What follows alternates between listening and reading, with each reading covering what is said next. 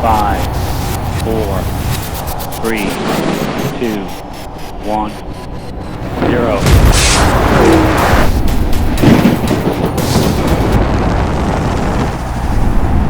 This time, we've explored the limits to create a totally new vehicle concept. The result is the next generation of Porsche, the Cayenne.